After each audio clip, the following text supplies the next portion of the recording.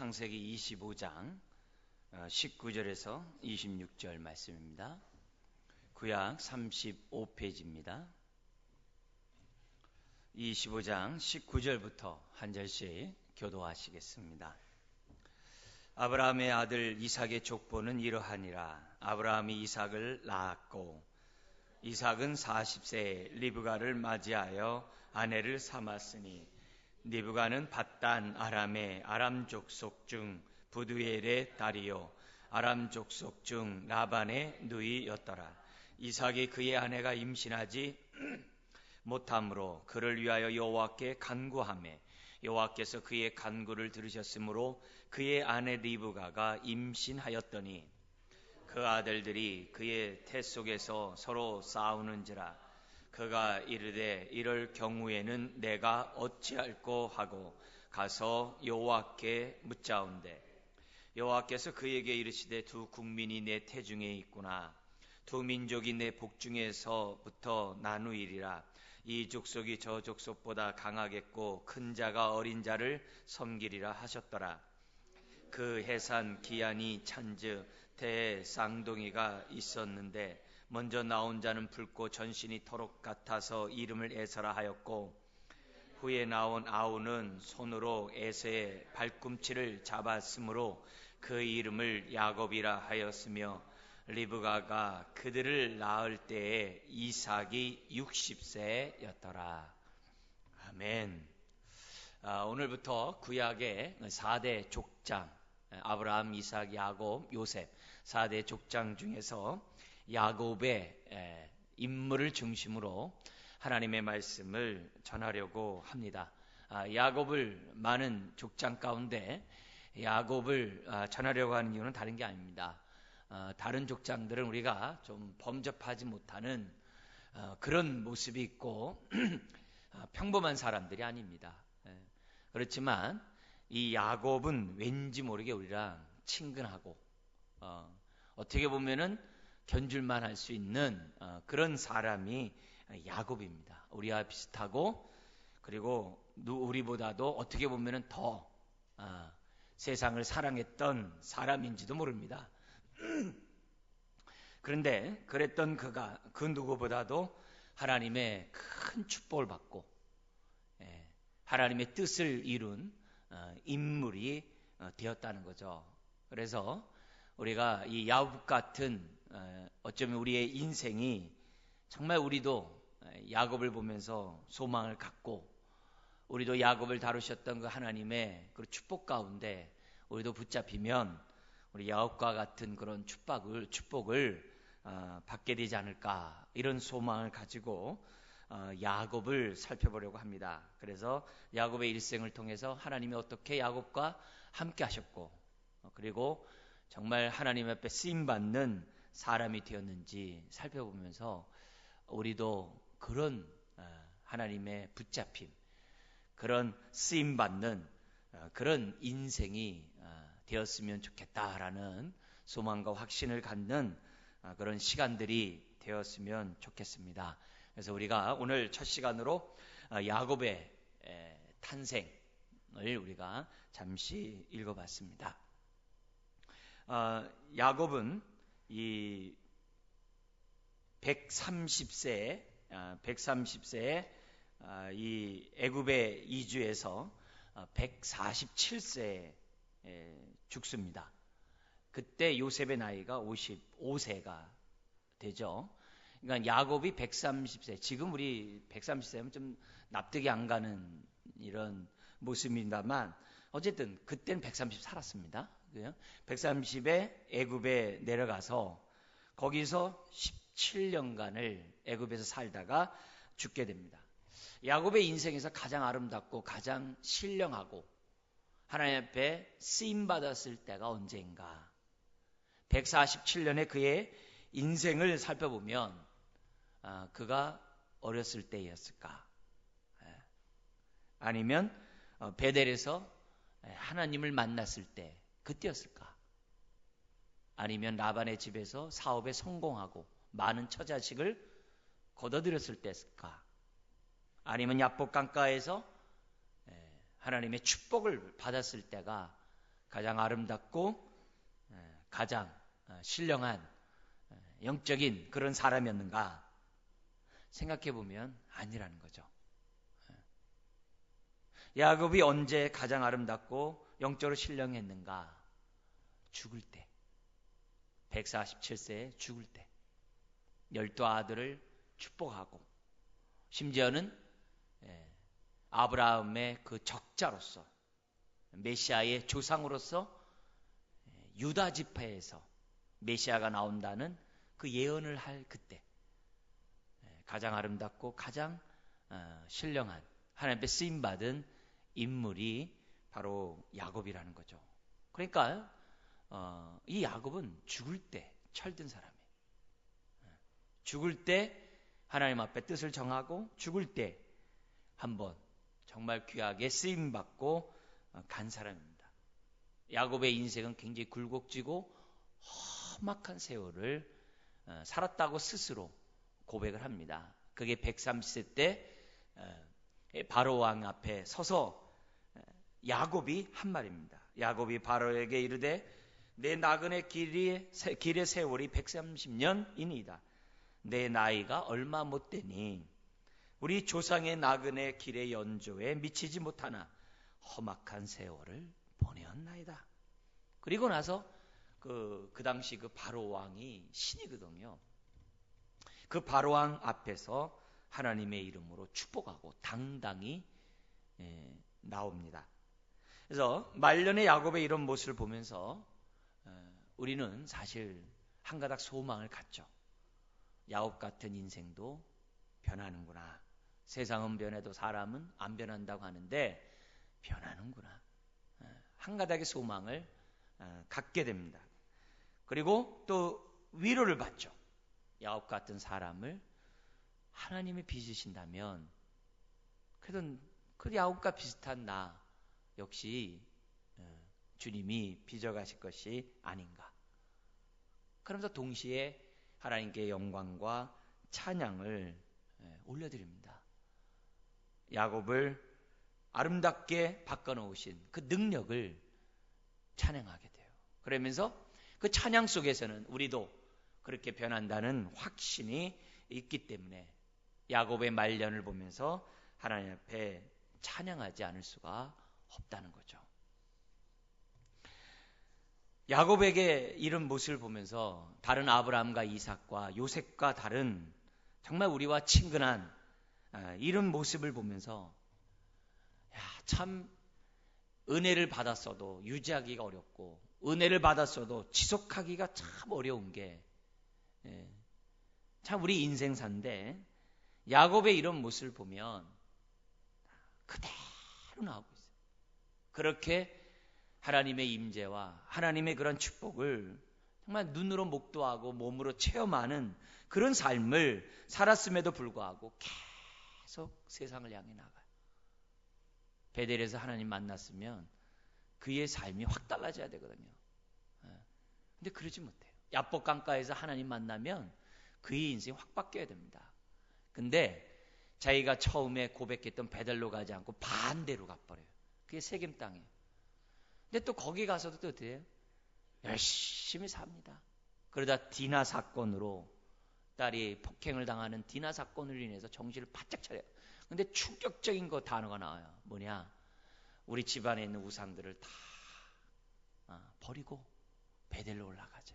그러니까 이 야곱이라는 인물을 보면 그렇게 하나님의 은혜를 받았음에도 불구하고 그렇게 세상을 사랑했던, 자기 스스로 살고자 했고 자기 꾀와 속임에 따라 속임수를 쓰면서 순발력을 가지고 아주 살았던 전형적인 사람이었던 것을 보게 됩니다. 그런데 이런 사람이 변했다는 거죠.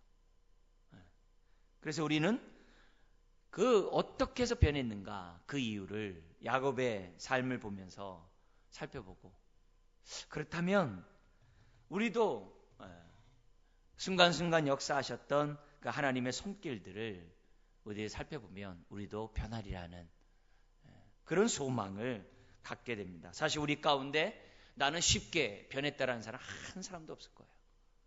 야곱처럼 결단을 수없이 해도 오히려 나에게 실망하는 그런 모습을 갖고 있는 것이 아마 나의 모습이고 우리들의 모습이 아닌가 생각됩니다. 겉으로 볼 때는 저 사람은 변한 것 같아요. 겉으로 볼 때는 다른 사람들은 잘도 변하는 것 같아요. 쉽게.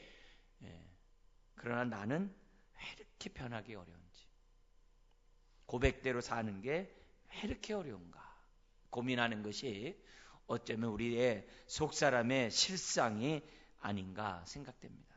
그렇지만 이런 야곱을 변화시켰던 그런 하나님을 우리 야곱을 통해 다시 한번 소망하게 되죠. 세상에는 될성 싶은 나무 떡잎부터 알아본다 그래요. 그죠? 그리고 그에게는 그럴 만한 잠재력과 능력이 있기에 나중에 이렇게 발휘된 거라고 얘기를 하고, 심지어는 우리 안에 잠자고 있는 거인을 깨워야 하나님의 큰 일을 한다라고 독려하는 긍정적인 적극적인 사고방식을 말하는 사람들이 많이 있어요. 그런데 야곱에는 그런 게 전혀 없습니다. 될성 싶은 나무 떡잎 천만에요. 그 안에 잠재력 천만에요. 그 안에 잠자는 거인 아무것도 없어요. 세상의 눈으로 보면 축복받을 만한 것이 하나도 없어요. 하나도 없어요. 오늘 이런 야곱의 모습을 보면서 우리들이 정말 분명히 깨달아야 될 것은, 나는 그래도 능력이 있어, 기회가 안 줘서 이랬을 뿐이지, 나는 거인이야, 상황이 열리지 않아서 그런 거지, 운이 안 닿아서 그런 거지. 그런 식으로 생각하면 절대 변할 수가 없습니다. 하나님의 은혜를 체험에도 쏟아버립니다. 야곱이 그런 생각을 갖고 있기에 받은 바 은혜를 즉각 쏟아버리는 그런 인생이 됩니다. 야곱에게는 아무런 자랑할 만한 것이 하나도 없어요. 세상의 눈으로 보면 복받을 사람이 아니에요. 근데 하나님의 눈으로 야곱의 일생을 보면 아멘이에요. 오늘 우리는 그것을 배워야 합니다. 야곱은 그렇게 은혜를 받았음에도 불구하고 지렁이 같은 너 야곱아 라는 말을 들을 정도로 참 세상을 향해 이기적이고 정욕적이고 아주 자기중심의 삶을 살았던 사람이에요. 다시는 내가 야곱이라 하지 아니하고 이스라엘이라 라고 말했음에도 불구하고 여전히 세상을 사랑했던 사람이에요. 그렇기 때문에 내 모습 그렇다고 나 같은 사람이 뭐해 하면서 또 절망과 좌절과 하나님을 바라보지 않는 모습 가운데 자기 모습 보면서 한탄하는 모습을 갖고 있는다는 것은 또한 그거 역시 온당하지 못해요.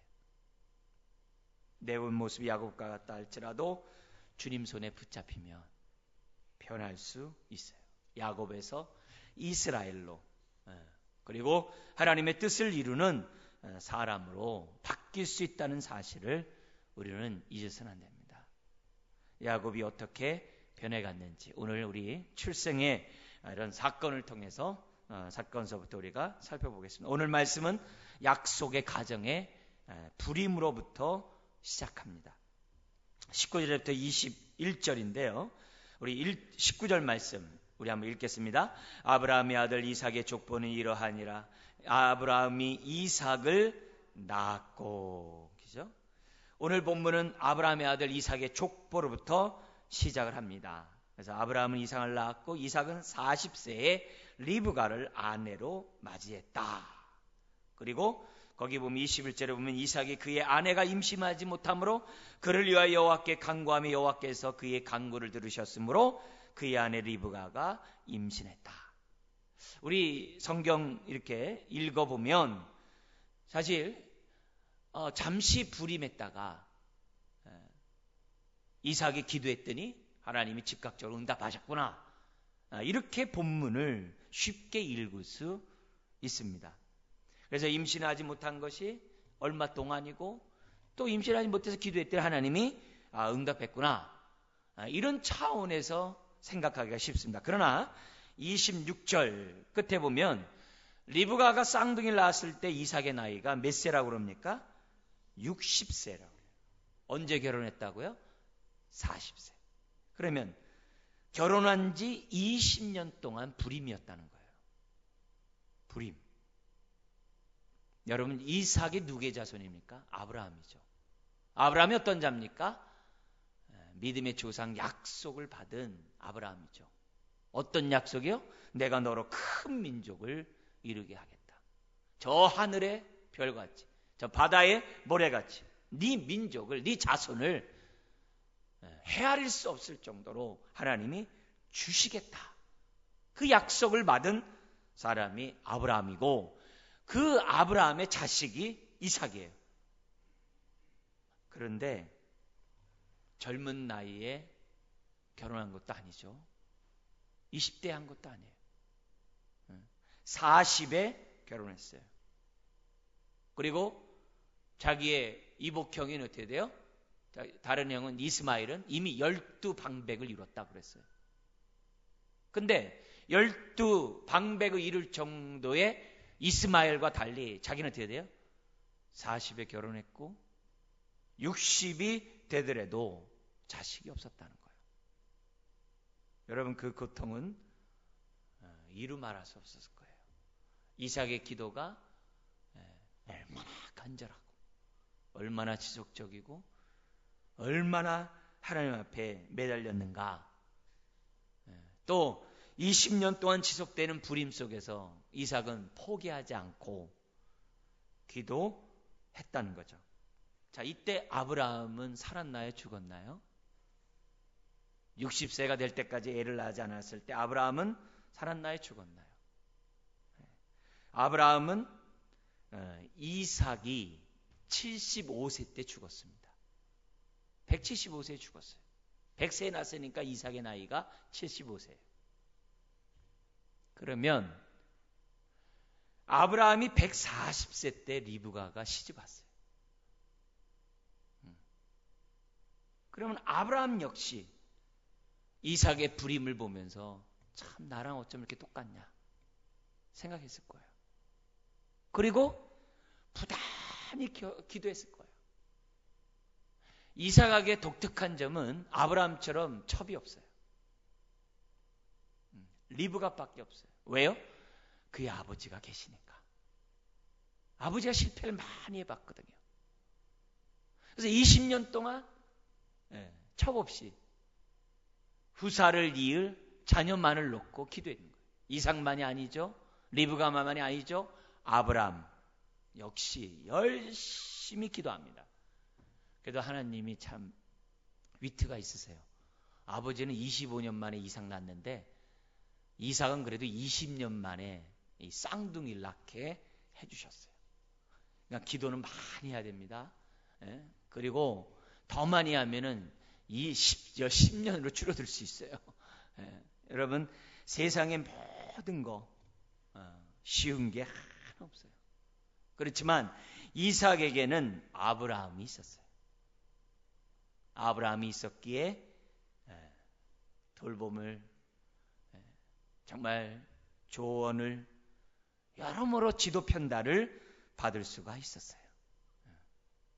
이런 아브라함이 내 주위에 많이 있어야 돼요. 많이 있어야 돼요. 그래야 삽니다. 나를 위해 기도해 주는 사람 있어야 합니다. 저도 이 장가 갈 때 이런 혜택 본 사람 중에 하나예요. 결혼하는데 영 제가 마음에 안 들렸나 봐요. 이렇게 선을 보러 갔는데, 근데 하나님이 우리 장모님에게 아주 생생하게 실제 목소리로 들려주셨대요. 내가 저 사람하고 결혼시키는 이유는 저 사람 집에 기도해 주는 사람이 없어서 기도하라고 내가 너희 가정 택했다 그러셨대요. 그래가지고 결혼 저 겨우 한 거 아닙니까? 그때 못했으면 저기 앉아있는 아들도 없어요. 네, 그런 거예요. 근데 그런 기도하는 부모가 있다는 거는 굉장히 축복이거든요. 25년이 20년으로 줄어들어요. 부모가 기도하면 20년이 10년으로 줄어들 수 있어요. 여러분, 정말 약속의 가정에 씨는 귀해요. 강아지도요, 변견은요, 자식들 많이 낳아요, 새끼들. 근데 뼈대 있는 개들은요, 한 마리 낳기가 참 힘들어요. 여러분, 사람은 오죽하겠습니까? 약속의 가정에서는 결혼하기도 힘들고 애 낳기도 힘들어요. 하늘의 별과 같이 자손이 많게 하겠다는 그 약속, 자신들의 삶과는 이삭이 볼 때 너무나도 멀다고 느꼈을 겁니다. 야, 힘들다. 하늘의 별과 같이 많겠다고 하더니 왜 나는 아버지처럼 이렇게 자식이 없냐? 이게 쉬운 게 아닙니다. 그러나 약속의 가정에는 원래 씨가 아주 드문 겁니다. 그러나 이삭은 아버지의 도움과 그의 믿음에 따라 훈련받은 것에 따라 끝까지 기도했어요. 여러분, 귀한 것일수록 늦어지는 법이에요. 응답이 늦어질 때는 그만한 이유가 있는 거죠. 이유가 있죠. 나의 아브라함같이 나의 이런 인간적인 욕망, 인간적인 뜻, 인간적인 능력, 이 모든 것이 필요 없다는 것을 스스로 깨닫도록 하게 하는 하나님의 배려도 있고, 또 하나는 늦어짐으로써 나는 정말 약속을 믿는지, 하나님을 신뢰하는지, 내 기도가 늦어질 때 나는 정말 하나님을 믿고 있는지 하나님이 테스트하시는 거예요. 동시에 나는 얼마나 정말 그걸 통해서 하나님의 뜻을 이룰 수 있는 그릇이 되는지, 내 모습을 돌이켜보게 하고자 하는, 연단시키는 하나님의 뜻이 있다는 거예요. 여러분, 결혼도 그냥 툭 결혼하는 거 하고요, 연단받아서 결혼하는 것은 달라요. 하나님의 쓰임받는 것도 그냥 툭 쓰임받는 거 하고 정말 몸부림치는 가운데 연단받아서 쓰임받는 것은 다릅니다. 이삭의 이런 가정은 그 어떤 가정보다도 특별한 가정이겠죠. 이삭은 20년 동안 기도하면서 하나님을, 약속을 나는 아버지처럼 얼마나 신뢰하는가. 그리고 또한 나는 그 약속을 이룰 그릇이 되는가. 나는 또한 바랄 수 없는 중에 바라고 바랄 수 있는가.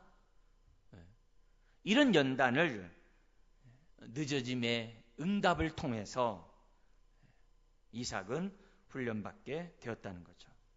우리는 어떤가요? 여러분의 삶은 어떻습니까? 아브라함의 가정이라서 그렇습니까? 사실 그렇지 않습니다. 다른 사람 몰라도 야곱 보면요, 그래도 좀 만만하거든요. 만만하거든요. 아브라함과 정말 이 이삭, 야곱의 가정과 우리 가정이 다를까? 그렇지 않습니다. 아브라함의 하나님이 나의 하나님이고, 아브라함을 빚으셨던, 아브라함에게 약속하셨던 그 약속이 오늘 저와 여러분들에게 동일하게 주어진 약속입니다. 그래서 우리는 깨달아야 됩니다. 여러분, 축복의 약속의 가정이라 해서 모든 것이 만사형통이 아니라는 거예요. 예수만 믿으면 만사형통 아니라는 거예요. 예수만 믿으면 내 뜻대로 모든 게 그 즉시 아니라는 거예요.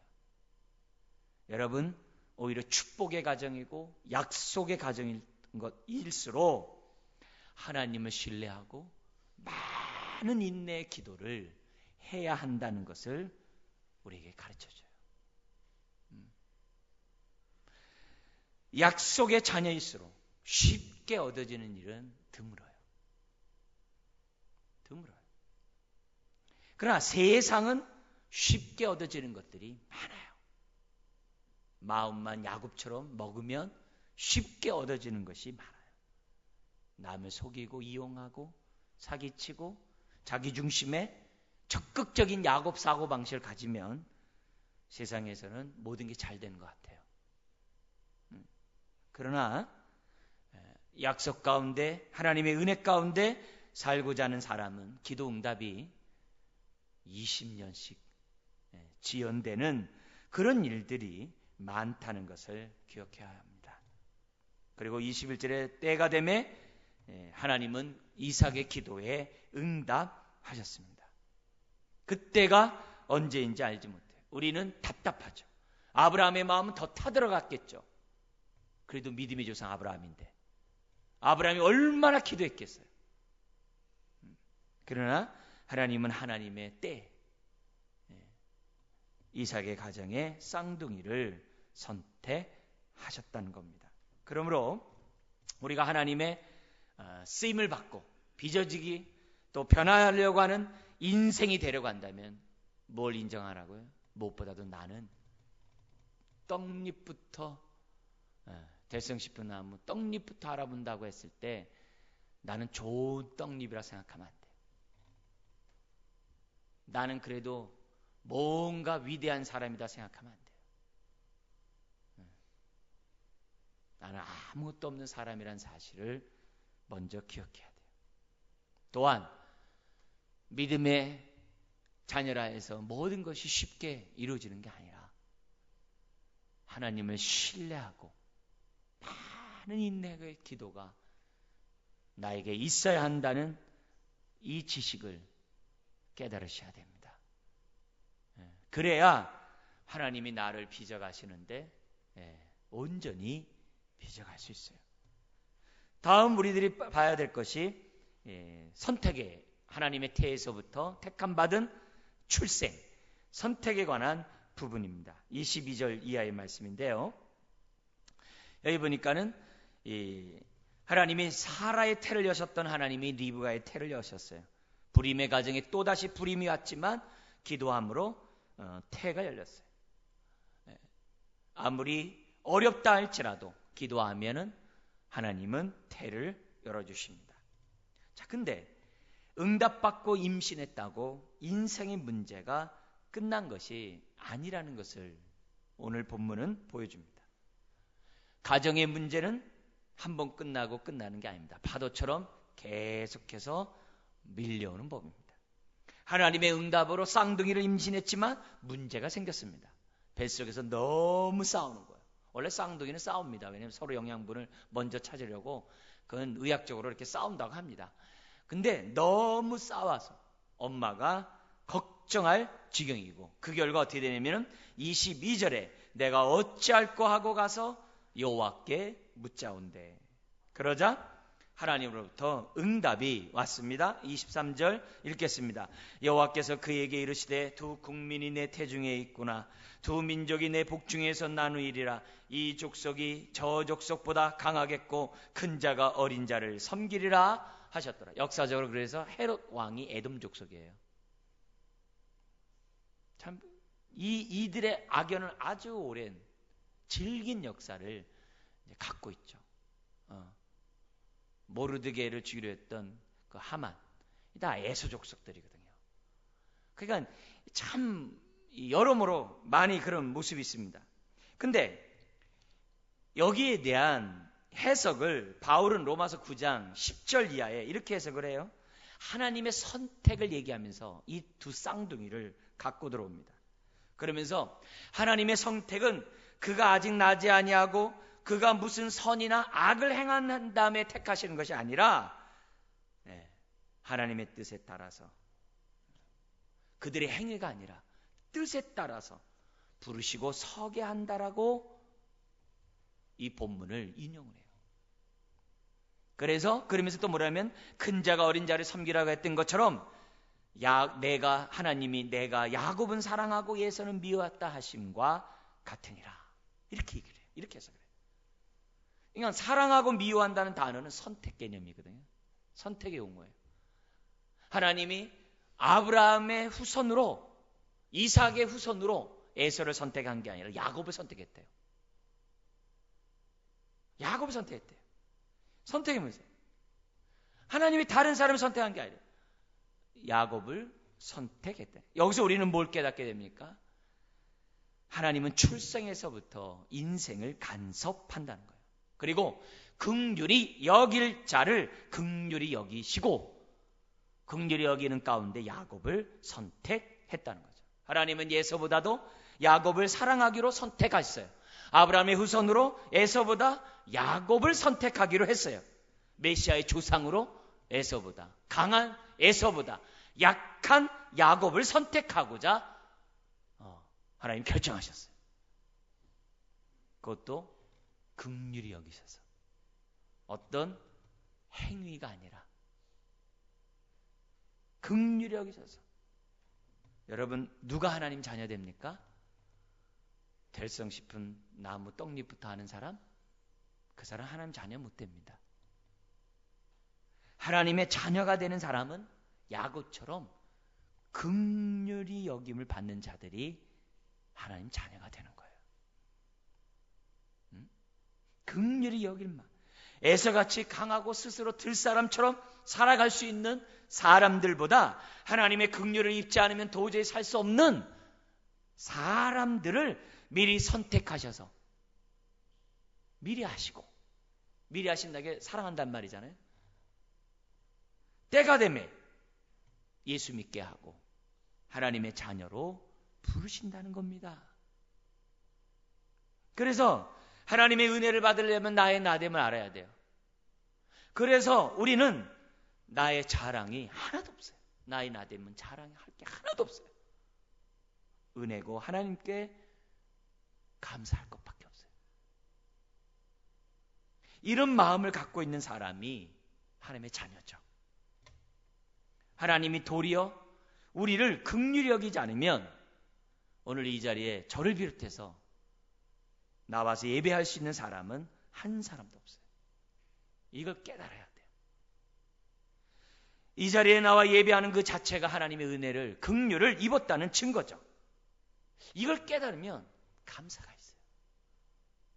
이걸 깨달으면 신앙의 첫 단추를 잘 깬 사람이에요. 이런 사람은 야곱처럼 은혜 받고 딴 길로 가고 은혜 받고 또 세상 가고 그러질 않아요. 요거 제대로 깨달으면 우리는요 147세에 철들지 않고 예수 믿자마자 철들 수 있어요. 근데 예수를 믿는 사람이 요걸 못 깨달아요. 그래도 나는 남보다 나아. 그래도 나는 그래도 제 사람 저 사람보다 나아. 능력이 있어. 내가 환경과 여건과 기회가 주어지지 않아서 그렇지 나에게 주면 난 더 할 수 있어. 여러분, 야곱과 같이 은혜 받고 다시 세상으로 간 인생이에요. 시편 139편에 보면은 우리 하나님은 탄생에서부터 우리를 선택하고 간섭하고 조성하신다고 하는 그 시편이 나옵니다. 거기 내용 보면은 하나님께서 나를 살펴보심으로 나를 아시나이다. 내가 앉고 일어섬을 알고 멀리 서서 내 생각을 알고 나의 모든 길과 내가 눕는 것을 살펴보고 내 모든 행위를 익히 알고 내가 말하는 혀의 말을 알지 못하는 것이 하나도 없다. 일거수일투족 다 보신대. 그러면서 뭐라 그러냐면은 주께서 내 내장을 지으시며 나의 모태에서 나를 만드셨나이다. 하나님이 나를 친히 엄마 모태에서부터 만들었다라고 얘기해요. 그리고 앉고 일어서는 그 모든 것들을 아신다고. 이게 뭐예요? 하나님이 나의 출생에 간섭하셨다는 거죠. 이걸 깨달아야 우리가 야곱처럼 변합니다. 이걸 깨닫는 사람은 내가 우연히 태어났어 이런 생각 안 해요. 내가 왜 이렇게 불쌍하게 태어났지? 이런 생각 안 해요. 왜요? 하나님이 조성했기 때문에. 왜 내 삶은 되는 게 없지? 이런 말 입 밖에도 안 해요. 이걸 못 깨달으니까 엄한 말들을 많이 해요. 그러나 오늘 말씀처럼 하나님이 나의 탄생에서부터 직접 간섭하셨다는 사실을 깨달으면 내 삶을 하나님 앞에 온전히 맡길 수가 있어요. 여러분, 이 자리에 나와 예배한다는 이 자체는 하나님의 긍휼을 입은 결과라는 사실을 깨달으시기 바랍니다. 모태에서부터 나를 조성하셨다는 증거인 것을, 그래서 이 자리에 나와 있는 거예요. 그것을 확신하시기 바랍니다. 그래야 두 번째 단추를 잘 깰 수 있어요. 잘 깰 수 있어요. 여러분, 야곱의 선택은 될성 싶은 나무가 아니었어요. 그렇다고 나중에 야곱의 모습을 보니까 괜찮은 자인데? 라고 해서 선택한 것도 더욱 아니었어요. 오히려 그는 속이는 자이고 또 속이는 자이고 또 속이는 자이고 이기적이고 정욕적이고 세상적인 사람이었어요. 그의 삶 속에 어느 성숙한 모습은 한 구석도 없어요. 물론 좀 본받을 만한 게 있죠. 뭐예요? 축복받는데 욕심이 있어가지고 물불 안 가리고 온갖 술수를 다해서 축복받고자 했던 사람이에요. 그에게는 선함이 없어요. 이 지렁이 같은 너 야곱아라는 말을 듣지 않으면 안 되는 인생이었다는 것을 보게 됩니다. 그리고 이 야곱의 이런 인생이 이스라엘 민족 전체 인생과 어쩜 흡사한지 몰라요. 그리고 이스라엘 전체의 모습만 흡사한 게 아니에요. 오늘 이 세상의 사람들과 얼마나 흡사한지 모릅니다. 오늘 우리는 하나님의 놀라운 선택을 보게 됩니다. 야곱 같은 사람이 선택받으면 하나님이 그런 사람도 끝까지 책임져 주십니다. 그래서 나중에 147세에 신령한 자로서 하나님 앞에 쓰임을 받도록 하나님이 역사합니다. 그가 선한 모습이 있어 선택한 게 아니라고 그랬어요. 그가 받기 싫어서 받을 수 있는 그런 것도 아니에요. 그래서 불가항력적인 은혜라 그래요. 아무 공로 자격 없는 자에게 베푸신 하나님의 선택입니다. 그래야 뭐가 없어요? 자랑이 없죠. 오늘 우리가 하나님의 은혜를 체험하고 하나님의 임재를 체험하고 하나님의 능력을 체험한 다음에 자랑하면요, 야곱과 같이 또 세상을 향해 간 사람이에요. 제대로 깨달아야 자랑할 게 없어요. 또 그래야지만 어떻게 돼요?